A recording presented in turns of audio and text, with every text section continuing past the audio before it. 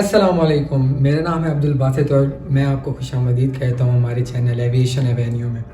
तो आज का हमारा टॉपिक है वो है एरोनॉटिकल इंजीनियरिंग। लेकिन उससे पहले यार आपसे मैं कुछ कहना चाहता हूँ। अरे कहना क्या चाहते हो? तो कहना ये चाहता हूँ कि जब मैं वीडियो डाल रहा हूँ तो ये हमारा नया चैनल है, तो इस पर यकीनन व्यूज़ अभी कम है, लेकिन जो व्यूज़ आ रहे हैं उसमें भी 70% जो है वो जो हमारी ट्रैफिक है वो भी यार उन्होंने सब्सक्राइब नहीं किया हो, तो यार दिल से बुरा लगता है। बुरा लगता है भाई, आप लोग भी जानते हो यार। तो प्लीज़ उसको सब्सक्राइब कर दें, बटन दबा दें, वो छोटा सा बटन है वो उसको दबाएंगे आपको कुछ नहीं जाएगा, हमारा बहुत कुछ हो जाएगा। तो अब आते हैं टॉपिक की तरफ। चलो भाई देखो अब मैं क्या करता हूँ। तो आज का हमारा टॉपिक है वो है एरोनॉटिकल इंजीनियरिंग। एरोनॉटिकल इंजीनियरिंग एक जो है ना ये टेक्निकल फील्ड है इंजीनियरिंग की। तो इसमें जो है ना जो एरोनॉटिकल इंजीनियर्स होते हैं उन्होंने जो है ना एयरक्राफ्ट, स्पेसक्राफ्ट और इससे रिलेटेड जो भी सारे सिस्टम है उनको हैंडल करना होता है और उनको देखना होता है, उसका डिज़ाइन होता है, उसमें ब्लूप्रिंट्स वगैरह होते हैं, ये सारा कुछ एरोनॉटिकल इंजीनियरिंग सीखते हैं। तो ये था बेसिक इंट्रोडक्शन था ये हमारी एरोनॉटिकल इंजीनियरिंग है क्या। तो एरोनॉटिकल इंजीनियरिंग में एडमिशन अब कैसे लिया जाए, उसका क्या प्रोसेस है। तो अब आते हैं हम अपने एडमिशन के हिस्से में। एडमिशन के हिस्से में ये है तो जैसा कि नाम से भी वो वाज़ेह है, इंजीनियरिंग है। इंजीनियरिंग में ये है कि आपकी एफएससी इंजीनियरिंग होनी चाहिए या वो सब्जेक्ट्स होने चाहिए उसमें जो है हमारे पास वो फिज़िक्स, केमिस्ट्री और मैथमेटिक्स लाजमी होने चाहिए। मारो हमको जिंदा मत छोड़ो सालो, हम कोई मंदिर का घंटा है कि कोई भी आके बजा जाता है। तो ये सारे सब्जेक्ट होंगे, तो आप उसके बाद आपको टेस्ट देना होता है। टेस्ट में हमारे पास एक नस्ट का टेस्ट होता है और ई कैट का टेस्ट होता है। ये दो टेस्ट जब आप देते हो उसके बाद जो आपका मेरिट बनता है उस हिसाब से आपका यूनिवर्सिटी में एडमिशन होता है, आप एडमिशन ले सकते हैं। और अगर हम यूनिवर्सिटी की बात करें कौन कौन सी यूनिवर्सिटी हैं, उनमें सबसे पहले नस्ट यूनिवर्सिटी आती है, ये एरोनॉटिकल इंजीनियरिंग करवा रही है। उसके बाद हमारे पास आती है PAF की रिसालपुर की, वो भी प्राइवेट करवाते हैं जो है ना आपको एरोनॉटिकल इंजीनियरिंग।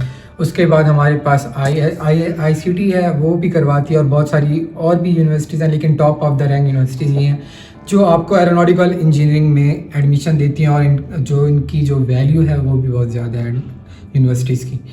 तो ये थी यूनिवर्सिटीज़ में हम एडमिशन कैसे ले सकते हैं। तो अब चलते हैं हम अपने स्कोप के सेशन में।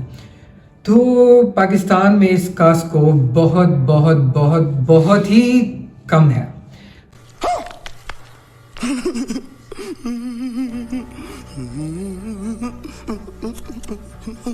कम क्यों है वो मैं आपको बताता हूँ, लेकिन उसका एक साइड इफ़ेक्ट ये है, अगर हम अपने पड़ोसी मुल्क को देखें वो बहुत ज़्यादा तरक्की कर रहा है एविएशन से भी। अब ये देखें बोइंग का जो है ना मैन्युफैक्चरिंग प्लांट इंडिया में एक लग गया। यही नहीं अभी और सुनिए। इसी तरीके से अगर हम खुद को देखें तो हम बहुत ही डाउनफॉल हो रहा है हमारा एविएशन से। हमारी PIA भी तकरीबन डूब चुकी है। देखा आपने लापरवाही का नतीजा है। खैर इस चीज़ को साइड पे करते हैं। अब आते हैं स्कोप की तरफ। स्कोप जैसे मैंने आपको बताया काफ़ी कम है, लेकिन कुछ हिस्से हैं जहाँ पे आप पाकिस्तान के अंदर अप्लाई कर सकते हो एरोनॉटिकल इंजीनियरिंग करने के बाद। उन जॉब्स में हमें PIA में कुछ जो है ना मैन्युफैक्चरिंग जो है डिपार्टमेंट्स हैं, वहाँ पे आप जॉब कर सकते हो। उसके बाद हमारे पास स्पार्क को पाकिस्तान की स्पेस जो एजेंसी है वहाँ पे भी आप जो है अप्लाई कर सकते हो। उसके बाद हमारे पास है डिफेंस सिस्टम, एयरफोर्स, तो यहाँ पे भी आप जाके एज एरोनॉटिकल इंजीनियरिंग आप उनको ज्वाइन कर सकते हो। ये सब होने के बाद आपको मैं बताता चलूँ। तो अब आते हैं हम सैलरीज़ के पोर्शन पे। तो हर बंदा जो जॉब करता है कोई पैशन से करता है, लेकिन उसका मेन मकसद जो होता है सैलरी, पैसा ही पैसा होना चाहिए। पैसा ही पैसा होगा, ये पैसा है तो ज़िंदगी है।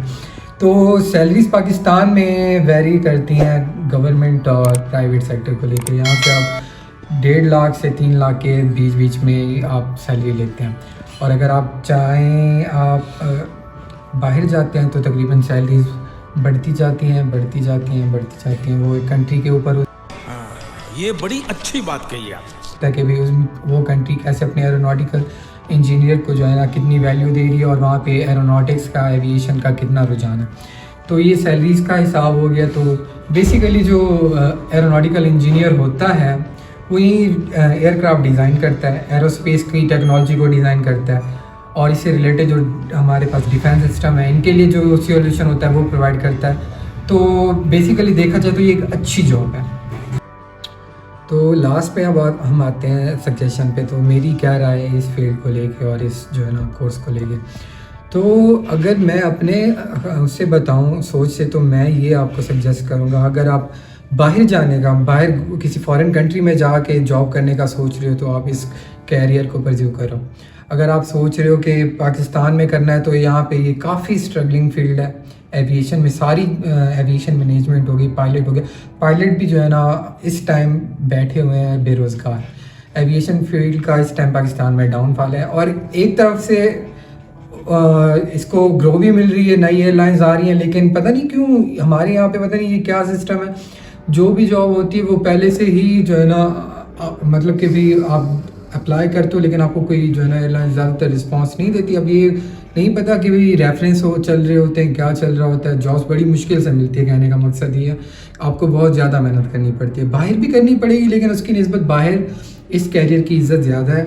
अगर आप बाहर जाने का सोच रहे हैं तो बाहर फॉरेन कंट्रीज़, मिडल ईस्ट में या यूएसए में ये इस चीज़ को बहुत ज़्यादा जो है ना अप्रिशिएट किया जाता है। तो ये मेरा रिव्यू था इस फील्ड से, इस कोर्स से रिलेटेड।